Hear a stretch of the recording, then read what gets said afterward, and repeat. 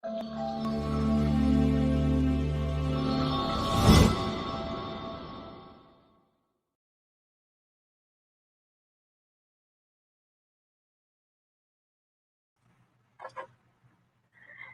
morning. We're live with Thoughts and Coffee. Today you're with Audrey Ross. I'm here in Toronto. I'm a in-house logistics and custom specialist at Orchard Custom Beauty, and we focus on cosmetics and beauty tools and accessories in shipping and delivering into about 12 plus countries worldwide, so it keeps me busy. So welcome. I'm hosting for Sarah today and next week. I'm just going to jump in and see all of our comments start to come in. So, if you're watching us live here on LinkedIn, give us a hello and drop where you're from. So you can follow me on Twitter for my day-to-day in supply chain and compliance. I also do some social justice rants and talk about my need for coffee, which I have here. We've got a juicy agenda today, so we'll get right into it. Before I bring up our special guest today, Stephanie Shrader, we're going to review what's up with LTSC. So this week we have our episode of the week is episode 212, and that's with Ana Lucia Alonso. So that's a Women in Supply Chain special feature. So you've got the podcast and the blog to go on. All right, here we go. I see hello from Panama and Egypt. Hello to Abby in Boston. So you want to check out more about Ana Lucia and how Starbucks was willing to invest in her growth and how she feels that embracing diversity and inclusion is the catalyst for innovation. So big stuff in there. Last week we had Coming in Hot with Abby Baird, so that's always something you want to catch. So she's one of our next gen based out of the University of Arkansas. And she has a great conversation with Allison Herring on career changes and industry pivots. Also up for Let's Talk Supply Chain, exciting news because they've been franchised. If you haven't seen that yet, you want to check it out. Launching Let's Talk Supply Chain Asia Pac. So that's with Jonathan Kempe at the helm, and he's making his foray from, startup founder, over in Australia to podcast host. So let's see if we can get 100 followers by Australia Friday, which is, North America's Thursday. So hop over and follow Asia Pac for more on that. And also making its debut this Friday is LogTech Live with Eric Johnson, who's kicking off this series, which is sponsored by industry insider Chain.io. So that's going to run the first Friday of every month. And if you're not already following Eric Johnson, he is sort of the most insightful observer on LogTech piece in supply chain. So that's very exciting. So let's bring up Stephanie Shrader onto the stage, and she's joining us early from Las Vegas. And Stephanie's passionate about global procurement, strategic sourcing, and supplier management. And she was recently joined as Senior Director, Strategic Sourcing at Scientific Games. So here we go. Let's add Stephanie. Good morning, Stephanie. Hi, good morning. How are you? I'm good. I'm excited. This is fun. So we had a nice chat before we got on here, and so I'm excited for everyone here to meet you and learn more. So tell us a bit about yourself. Thank you. Well, first, I'm excited to be here and excited to be with you, Audrey. I have I'm the pick me when Sarah comes to talking about people, to help on shows and things. I love this platform. So I am Steph Shrader. I am originally from Nashville, Tennessee, and I moved to Las Vegas literally 2 weeks ago. So this is new to me, being out here in the desert, dry heat compared to humidity, but it's great. New company that I've started working for called Scientific Games in the gaming industry, one of the largest in the world. And I am just more than excited to be with them and to grow in my procurement and sourcing and supply chain career. So that's a little bit about me. Nice. Awesome. So we'll jump right into our question of the week, which our regular followers will know you can find every Wednesday. Sometimes it's a poll, sometimes it's a question. And this week it is, what's your greatest talent? So we'll start with Stephanie, and the rest of you can pop yours into the comments, and definitely follow the question on Wednesday on LinkedIn, Facebook, Twitter, and I think that's it. All of the social media. So my greatest talent, and I will give you a little caveat here. I went to my dad and said, okay, my greatest talent, because it's nice to look outside of yourself, and because other people can give you more insight sometimes, I think. So I was like, my greatest talent. He and I hit the same one. I did a list of 5, and he came back and he said, number 3 is what I told my wife. So we hit it. So making people feel comfortable and building lasting relationships with some of my friends.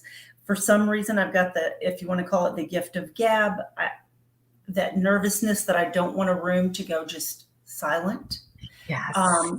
And I'm learning that that's okay. But at the same time, there are people out there that don't have an outgoing personality, and they need to either be drawn out a little bit or made to feel when they walk in a room like, you matter. We get it. We get that you're not going to be the vivacious one, but we see you, you're here, it's good. And then to kind of bring them out in conversation a little bit to where they feel like they've participated.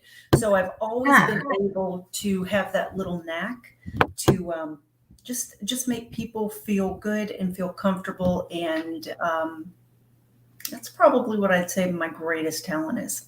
Yeah, I would say like in the first minute of meeting you, I would say that too. Like it felt very comfortable and easy to talk to you. Like it just seemed trustworthy and so yeah, I would say that's definitely a top talent for you. All right. Yeah. Well, thank you. Yeah. So Rhonda says, welcome to the desert. Oh, awesome. She moved from Washington in 2017. The dry heat's gets tolerable, Stephanie. Kind of. Let me tell you, it's different. It is like you're baking in an oven. I don't know how to describe it other than when it hits above, like they all say, like over 110, it's oven. You're cooking. Yeah.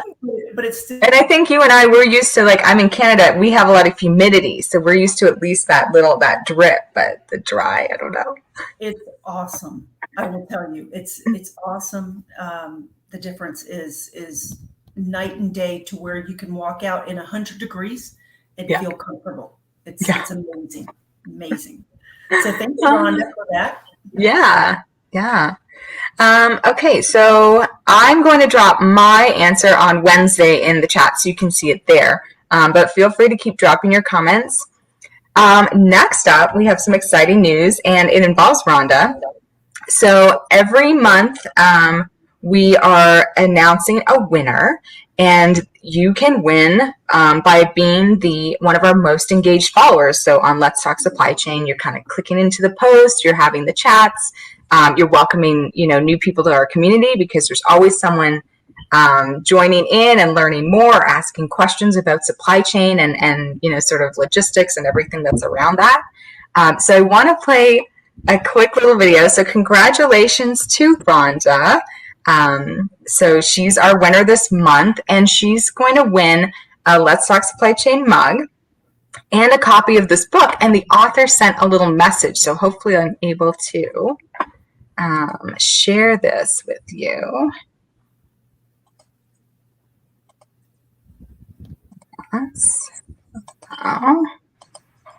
Maybe. Oh, cool. Can you see this video, maybe? Yes? With this risk? Yes. Yes. Okay, I'm going to play it, and hopefully we can see it and hear it.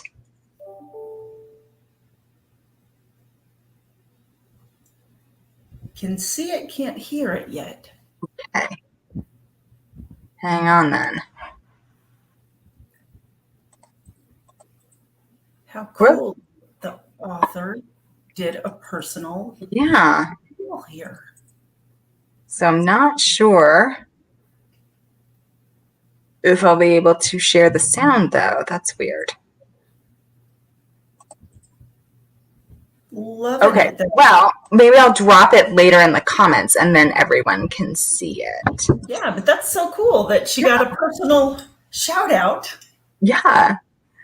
So Dr. Karen Hardy is the author of the book. Is is flip this risk for podcasting. Top risks every podcaster should avoid to be successful. So Dr. Karen Hardy, the author, offers Rhonda her congratulations. So round of applause for Rhonda. Yeah, so everyone else, if you want to be next month's winner, you want to follow Let's Talk Supply Chain, comment, support the overall, and overall be a fabulous community member, because that's sort of what we're all about. Yay, congratulations, Rhonda. So exciting. Cool. All right, so, okay, I guess I talk faster than I thought, because we're sort of well on time to get into our articles today, which is good, because then we can have more of Stephanie's insights on what we're talking about this week. So let us jump into, where is it here? Okay, so we start with thoughts and coffee usually. So let's do that, share screen. And I'm excited about all of our little articles in chat for today. Yeah. Okay, so can we see this? Yes. Sarah's post here? Yes. Yes, okay. All right, so Sarah talked about in her Thoughts and Coffee post, which she does every Sunday, about the idea of hustle culture and the idea that it's okay to take a break. And so she goes into how she doesn't regret, all the time and energy that goes into building a career and building a business, but she's found some learning around slowing down and taking breaks, and, suggests that many of us maybe feel, especially through the pandemic, that this line between office hours and home time is just very blurred. So, she's got sort of a reminder that, it's okay to take a break. And so, Stephanie, what are your thoughts on sort of this hustle culture and this, kind of cult of productivity and that kind of environment? I have so many different thoughts on it. So I feel like I'm part of that culture, even though I have one full-time job. I did some things on the side as well. And when I think of hustle culture, and people can probably refer to it as different things, but I think of always being on the go and maybe even having some side hustles, some side jobs that you're doing or little things on the side along with it.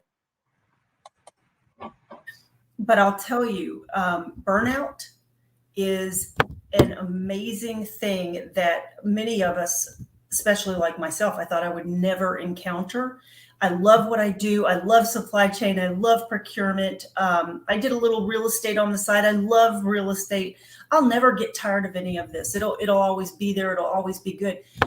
But after pushing and pushing and pushing for what would be about 14 years, you do get tired and you do run out of ideas in some cases.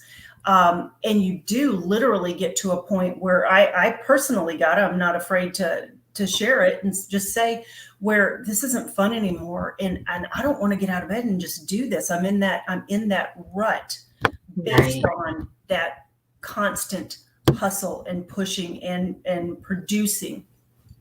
So Sarah's post was, it hit me right at the right time because I've started a new job, as we talked about.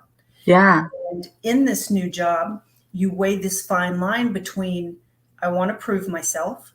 I want to be successful. I want to do great. So you have to come into anything that you're learning with your full speed ahead, but also bridging that line of, okay, I have to start putting boundaries in place. And for me, taking a break may not be a physical 3-day vacation or something like that. It may be, I'm going to stop at 5:00 regardless. And I'm going to give me time. We talked about a swimming pool that I'm fortunate enough to have in my backyard here in Vegas, and to go out there or to build my LinkedIn brand, something that's fun to me that I wouldn't normally do. And I've already felt that tug of, no, you got to work. You got to get this done. You're new. Prove yourself. Keep going, keep going, keep going. And I woke up yesterday with, oh man, I'm tired. So you have to be conscious, and you have to, just like we would work out or drink water, you have to give yourself some rest, mind, body, all of it. You just have to, or else you're not as good for the job. You're just, or your friends or family, whatever it is that's first in your life. It's a must. Yeah, I catch myself too, like your body will kind of push you too. Your body will say like, no, I'm done. And you really, it's not great to get to that point. You kind of start to learn, what that sense of exhaustion is, or what that sense of, I'm done. And if you don't stop, like I'm going to make you sick so that you stop. Right. And have you physically gotten sick before? Oh yeah. Or had like those, when you're being pushed into like anxiety or panic attack, like when you're getting pushed that far, you're like, Audrey, maybe you should stop. Maybe you should slow down. Maybe you should reassess, what's happening. And I've gotten much better now at, realizing like to do my best work, I need to, be hydrated, be rested, there's no point putting in another hour, if it's just going to be poor work, take the break, get the sleep and come back to it. And also to identifying, I had, maybe some people can relate to this, but I had, when I was a bit younger and even now, sometimes I catch myself if, I don't have something else. So I'll fill my time and like create this busyness around work instead of, spending more time with friends or creating new relationships. Cause I'm like, oh, well, that friend's not busy. Like, what do? I'll just do some work. And it's like, no, Audrey, like maybe try to expand your friend base or go and do a different activity. And I think sometimes that's a bit of, there's a bit of fear sometimes around what might be going on. And because I know how to do work or I feel comfortable there, it's like that's becomes the go-to. We're good at it. Yeah. And it's like, I'm not good at something else. Like, I'm not great at dating. So I'm like, well, I'll just do some work and not put myself out there. And it's like, you have to really reset your thinking and be like, no, if I practice at that too, I'll get better at it because, I didn't just be great at work immediately. I've been doing this 16 years, right? Yeah, we're so similar on that because I find myself doing the same thing. Oh, you could call a friend. I'm new in Vegas. I do have some new acquaintances. I could call one of them and just say, hey, let's go out to eat and all. It's not like there's nowhere to eat in Vegas. So right. You want to go to one of these cool places, but it's that thought of, well, I really don't know them, and I've got work to do anyway. Yeah, and you've got to break that cycle. Yeah. Just go take a walk, go get in the pool, go do something, post something on LinkedIn that helps with your career or your personal brand, but not necessarily work, Yes, and exactly. Kind of detox yourself from some of this, but it's hard. And I personally think it's harder for women, but I'm a woman. So, maybe some of the guys can jump in and say, no, we suffer with this too. But I know a lot of my guy friends, as soon as that work's done, man, they're out of there. They're ready to get on the boat, go with friends, veg and watch TV. Where I'm like, I'll turn the TV on in here, but I'm going to work. So anyway, be interesting to hear some of Jennifer's perspective on. Do you feel compelled in this hustle culture to keep on going and work, or can you shut it down and weekends and after 5 is your time? Yeah, to have those boundaries, right? Yeah. It's hard. Yeah, there's a lot on that topic. So let's jump into, we've got a few articles to talk about this week. We'll start with, we're going to start with Retail Dive, which is, sort of a website that focuses on all things retail. And they have an article, how major players, I'll pull it up here, I think, how major players, here it is, are balancing cost, speed, and a new retail world. And so the author here, Ben, pulls, it's sort of a summary of what happened at the National Retail Federation's conference called Retail Converge. And so it includes a summary of the current conditions and highlights from some of the executive level panelists and some industry stats. So, Stephanie, what stood out for you in this article? I actually took a couple notes because it's a real good article, and I wanted to wait to share it again until after we did our segment this morning. But one thing that really stood out to me, and I did a little deeper dive because they talk about agility and resilience in supply chain. especially these big retailers, Under Armour, Tractor Supply Company, headquartered right out of Nashville, so very familiar with them. But they talk about agility and resilience, and I dug deeper into agility because there's so many different ways to define it.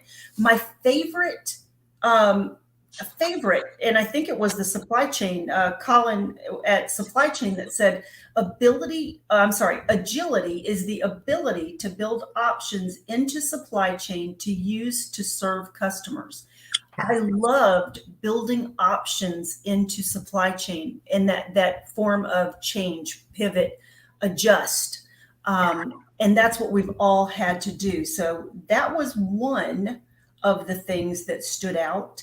But one of the other things that stood out to me, and I come from a retail background, I'm not in that now, I'm in the gaming industry, but I come from a retail background, was that reverse logistics, the way that e-com through COVID totally exploded. And we saw it in the business that I was in at Pride Manufacturing, Orca Coolers, these type cups that we did at Orca. All of a sudden people are sitting at home, or all of a sudden people are going fishing or camping. We need a cooler. We need some of these cool little cups. Everybody, including myself, was shopping online. Everybody was also, as that's blowing up, everybody's also getting this and saying, oh, I love it, but I meant to order the smaller one. I'm going to send this back and get the smaller one.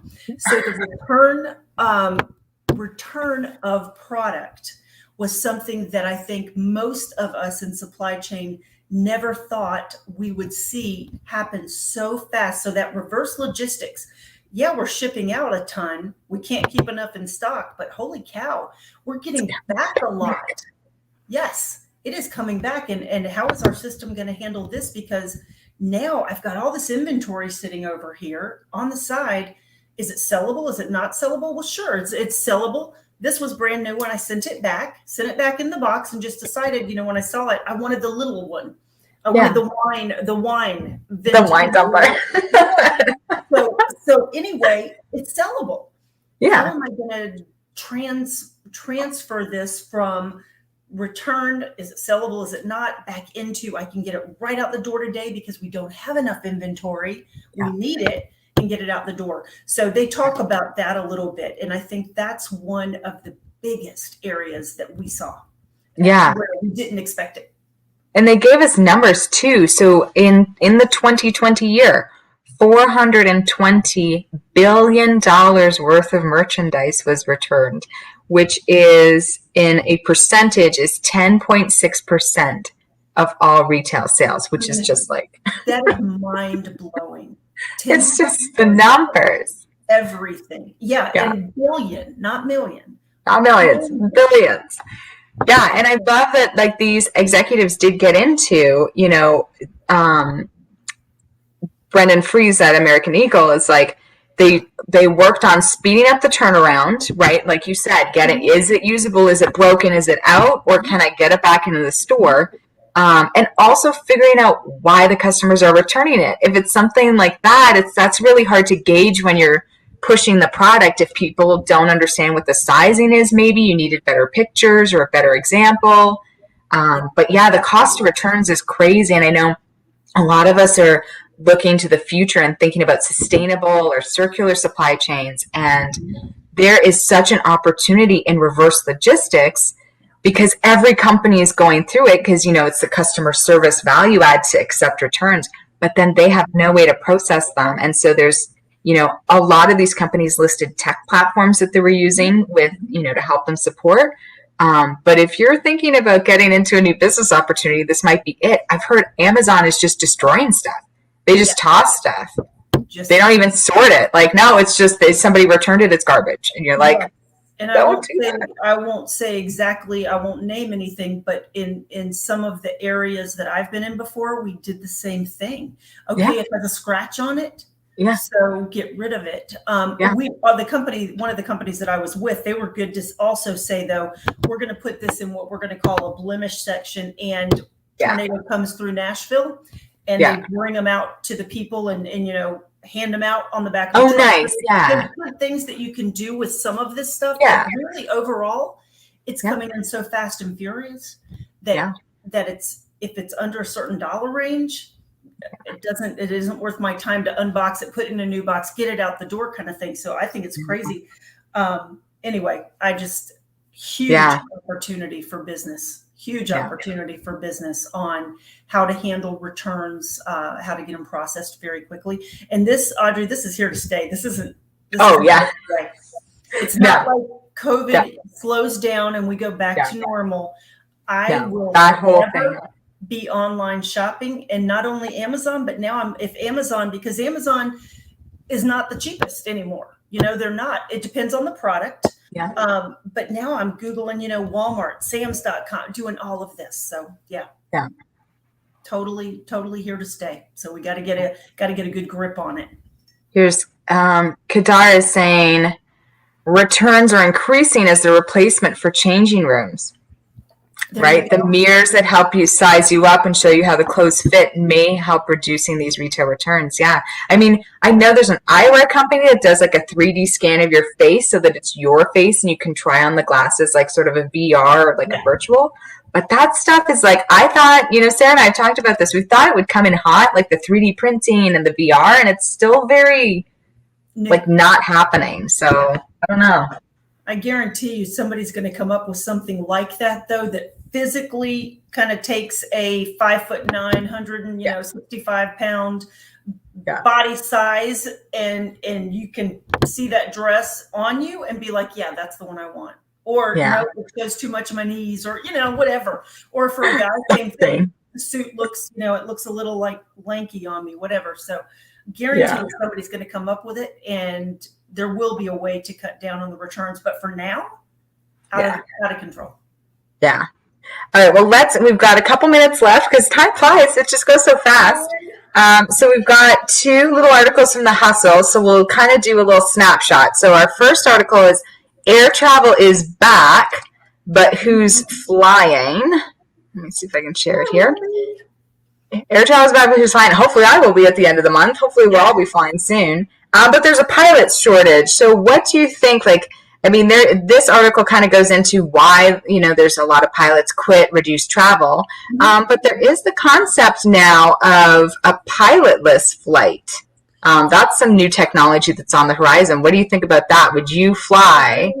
I love to fly. My son has his pilot's license in flew. Oh, so actually do it. Yeah. Oh, yes. And he just shared an article with me too. And I was going to I will post it online later if you have any interest in this type of flying and things like that. For one, I think I've been up with my son as he was learning in the small little two-seater, I'm not getting in that thing kind of deal. But let me tell you, Garrett was spot on when we were flying over the trees. And I'm thinking I'm used to big commercial overseas, going over to China jets. And here I am all just, like this. He knew, he's like, Mom, if something happens, we're going down here. I know how to land it. We're going to hit the trees. It's going to be okay. Because he knew how to fly blind, read the machinery. When you go to all technical, and even these pilots, and this has been going on since the 1960s and 70s with this controversy. Yeah. Even pilots today will say, we are 100% in tune to that digital. And if it stops working, it's kind of like us, our CarPlay stops working. Well, crap, how do I get there now? I would not get on a plane, nor would I get in a car that drives the driverless car. No. I feel the same way. I think there's something to be said for human intuition and human, our ability to kind of, being attuned to what's happening. Yeah. If that plane, God forbid, is going down or has a problem, I want the pilot to know when that engine goes out, I can still do this manually. Yeah. And they're not, a lot of them aren't able to do that today, as we've seen in this article and others. Yeah. More training needed. So our last little bit is on TikTok resumes. So the Hustle put out a little article, TikTok resumes. Is this Gen Z's LinkedIn? So all of us are on LinkedIn and love it, but it looks like Gen Z is coming through on TikTok and dropping resumes. And one 21-year-old had, his video was over 182,000 views and over a dozen job leads. And there's some big Yeah. companies here. Like there was Target and who else? Target and Pop Sugar, NASCAR, Shopify. So what do you think about TikTok resumes? I want to see both. If I'm the employer, I want to see the nice professional side of you. Right. But I think it's great. And I think, I mean, it goes back to, Legally Blonde when Elle did her post and they mention it. But I really do think it is something that's great. I want to see somebody's personality. I want to see if they sit here and they go like this when they're talking, or if they're out there and say, look, you need me because I know supply chain, I know sourcing, I know international, and I will get it done. That is a selling point that we're not used to. And you got to do stuff to make yourself stand out these days. You just have to. True. I love it. I wouldn't only do that though. Yeah. And even somebody at my age, well into her career, I would get on there and do a TikTok. And you can, if I needed to, I would do it. But I'd also have my I would refer back to check out my professional LinkedIn page, at blah blah blah. Yeah. Yeah. Nice. I love that. All right. Well, that's pretty much it for today. It was coming in juicy and fast.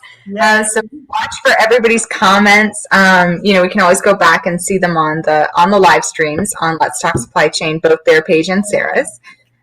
Thank you so much, Stephanie, for joining in today. It was so nice to have this conversation with you. Had a great time. Thanks. Great to meet you. And thanks to everybody that participated in the comments. That's all.